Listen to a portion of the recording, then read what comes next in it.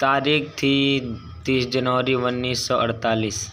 गांधी जी ने सरदार पटेल को शाम को 4 बजे बिरला हाउस बुलाया था।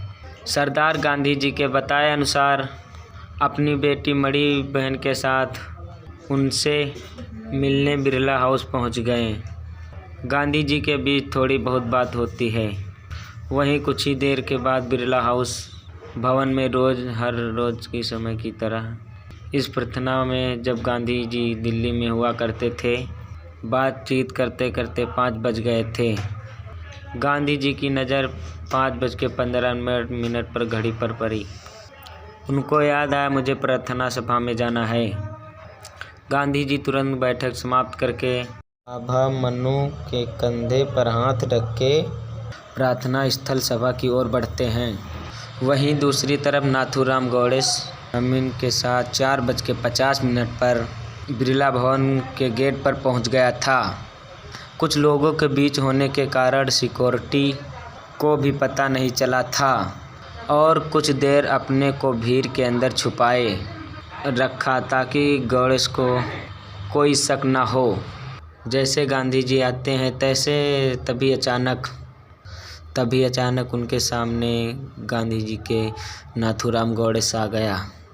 नाथूराम गौडेस ने अपने सामने गांधी जी को देखकर हाथ जोड़ दिए और कहा, नमस्ते बापू। तभी गांधी जी के साथ मनु ने चलते हुए कहा, जरा साइड हट जाओ, बापू को जाने दो, पहले से ही बहुत देर हो चुकी है। इस समय हो रहा था 5:17। तभी अचानक गौडेस ने बापू को धक्का दे दिया। तभी मनु को गौडेस ने धक्का दे दिया। तभी छोटी सी एक बेरेटा पिस्टल छुपा रखी थी गांधी जी के सामने तान दी।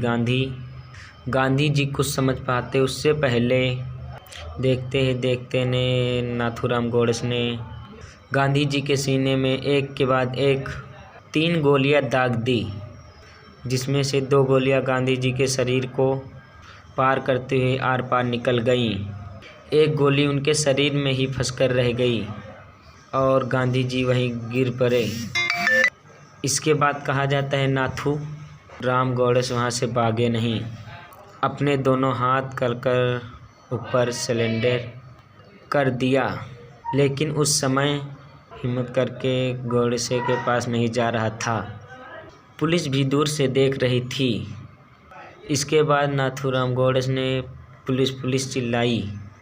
फिर 5-6-7 मिनट बाद उसके बाद एक व्यक्ति आया और उसके बाद भीड़ जमा हो गई और भीड़ नाथूराम गौडेस को पीटने लगी।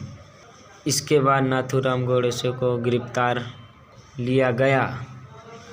कुछ समय बाद गांधी जी की हत्या की बात पूरे तरह से फैल गई। गांधी जी को तुरंत अपने कमरे में ले जाया गया, लेकिन तब तक बहुत देर हो चुकी थी, क्योंकि जाते हुए गांधी जी ने वहाँ प्राण त्याग दिए थे। फिर जवाहरलाल नेहरू, सरदार भाई मौलाना फिर उपस्थित हो गए। बिरला हाउस में ही शरीर को गांधी जी के रख के ढका गया। तभी उनकी छोटी बेटी देवदास गांधी और उन्होंने पार्थिव शरीर को गांधी जी के हटा दिया। कहा कि अहिंसा के पुजारी को साथ हुई हिंसा को दुनिया देखे। इसके बाद चारों तरफ शोक की लहर दौड़ गए। तभी वहाँ माउंटबेटन आए। माउंटबेटन ने गांधी जी के पार्थिव शरीर को सैल्यूट किया। इतने में से एक व्यक्ति जोर से चिल्लाया, गांधी जी को एक मुस्लिम ने मारा है। माउंटबेटन ने गुस्से में जवाब दिया, you fool don't know it was Hindu. उसके बाद गांधी जी की हत्या। इसी बात गांधी जी के दिल्ली के तुगलक रिपोर्ट दर्ज की गई।